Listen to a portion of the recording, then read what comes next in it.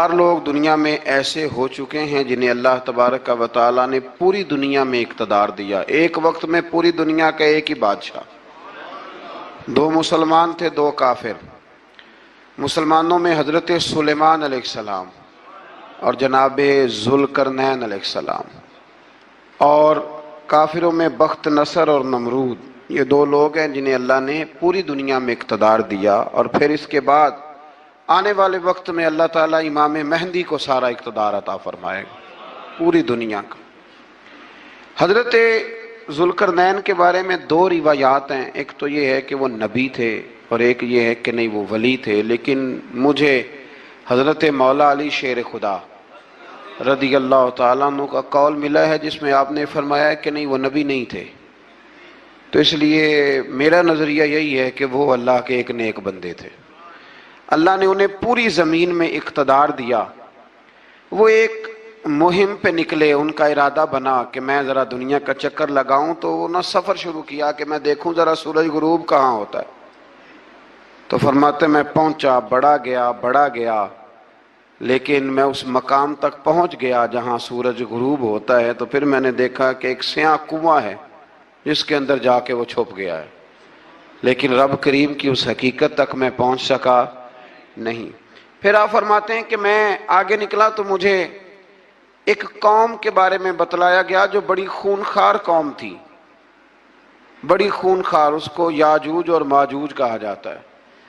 یہ قوم اتنی خونخوار تھی کہ یہ درندوں کو بھی کھا جایا کرتی تھی، اتنے لمبے چوڑے ان کے قد تھے، اتنے زیادہ طاقتور تھے کہ سانپ اور بچھو بھی کھا جاتے تھے۔ یہ نکلا کرتے تھے سبزے کے دنوں میں تو ساری کھیتیاں اجاڑ جاتے تھے، ہر چیز تباہ کر جاتے تھے، حتیٰ کہ انسانوں تک کو کھا جاتے تھے۔ تو حضرت ذوالقرنین جب وہاں پہنچے، اللہ تبارک و تعالیٰ نے انہیں ان مظلوم لوگوں کا مددگار بنایا جن پر یاجوج اور ماجوج کی قوم ظلم کرتی تھی۔ انہوں نے آپ سے کہا کہ حضور مہربانی فرمائیں، اس قوم سے تو ہماری جان چھڑائیں۔ آپ نے فرمایا تم میری مدد کرو۔ نے کہا حضور کس طرح؟ فرمایا بس جسمانی طور پر میری مدد کرو۔ تو آپ نے پھر وہاں ایک دیوار بنائی، ایک دیوار، لوہا کاٹ کر، سیسا پگھلا کر، پتھر ڈال کر ایک بڑی موٹی تازی دیوار بنائی، اور اتنی اونچی بنائی، اور پھر اس کے چاروں جانب آگ جلائی تاکہ وہ لوہا اس طرح پگھل جائے کہ وہ دیواروں کے ساتھ چپک جائے، تاکہ کوئی آدمی پیر رکھنا چاہے تو پیر رکھ کے اس پہ چڑھ نہ سکے۔ آپ نے وہ دیوار بنائی۔ اب اس قوم کا حال یہ ہوا کہ وہ اس کے اندر قید ہیں، وہ صبح جب اٹھتے ہیں تو اس کو توڑنا شروع کرتے ہیں، توڑتے رہتے ہیں، تو جب شام ہوتی ہے تو ان میں سے ہر روز ایک شخص کہتا ہے اتنی رہنے دو، باقی کل کریں گے۔ لیکن جب وہ سویرے اٹھتے ہیں تو اللہ تعالیٰ اس دیوار کو پھر سے مضبوط فرما دیتا ہے۔ نبی کریم علیہ السلام نے فرمایا قرب قیامت میں ایک وقت آئے گا، قیامت کے قریب جا کے ایک ٹائم ایسا آئے گا کہ اس مخلوق میں سے ہی ایک شخص پکارے گا اور پکار کے کہے گا کہ اب سو جاؤ انشاءاللہ۔ اللہ ان کی زبان پہ جاری کہے گا اب سو جاؤ اور سویرے انشاءاللہ یہیں سے شروع کریں گے۔ تو فرمایا وہ چونکہ انشاءاللہ کہیں گے تو پھر اللہ تبارک و تعالی اگلے دن اس دیوار کو وہیں پہ رکھے گا جہاں رات کو انہوں نے اسے چھوڑا تھا۔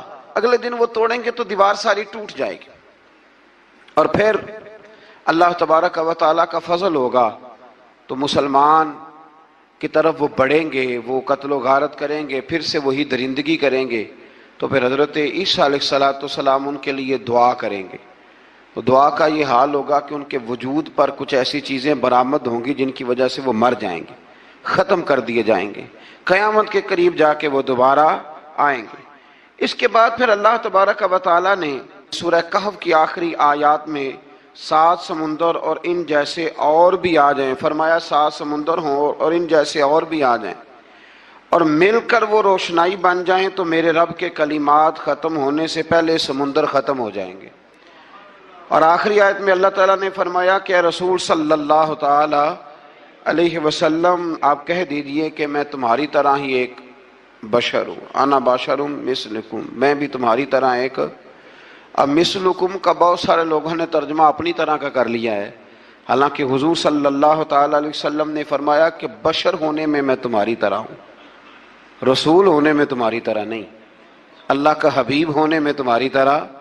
اور وہ یہ جو میں کہہ رہا ہوں نا نہیں، تو یہ صحیح بخاری کے لفظ ہیں، حضور نے فرمایا ایکم مثلی، کون ہے تم میں جو میری طرح ہو، یہ صحیح بخاری کے لفظ ہیں۔ اللہ تبارک و تعالی سمجھنے کی توفیق عطا فرمائے۔ پھر اس سے آگے سورہ مریم شروع ہوتی ہے۔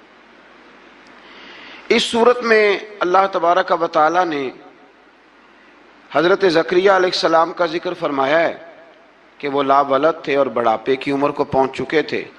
انہوں نے اللہ تعالیٰ سے اولاد کی دعا کی جو ان کا اور آل یعقوب کا وارث ہو، تو اللہ تعالیٰ نے انہیں بیٹے کی بشارت عطا فرمائی جس کا نام انہوں نے یحییٰ رکھا، بلکہ یہ نام انہوں نے پہلے سے رکھ لیا تھا، یہ یحییٰ نام انہوں نے پہلے سے رکھ لیا تھا۔ مجھے اب لوگ کس سینس میں مسئلہ پوچھتے ہیں یہ نہیں مجھے بتا، لیکن مجھ سے ایک دوست نے کچھ دن پہلے پوچھا کہ پیدائش سے پہلے بچے کا نام رکھنا جائز ہے، تو میں نے انہیں کہا کہ ہاں، آپ سورہ مریم پڑھیں گے تو آپ کا اندازہ ہوگا کہ حضرت زکریہ نے بیٹے کا نام پہلے ہی رکھ دیا تھا، کیونکہ انہیں یقین کامل تھا کہ رب کریم مجھے بیٹا ہی عطا فرمائے گا۔ تو حضرت یحییٰ علیہ السلام کو اللہ تعالیٰ نے بچپن میں ہی نبوت عطا کی اور کتاب دی۔ ان کے اوصاف یہ بیان کیے کہ وہ پاکیزہ اور متقی تھے، ماں باپ کے ساتھ نیکی کرنے والے تھے اور سرکش نہیں تھے۔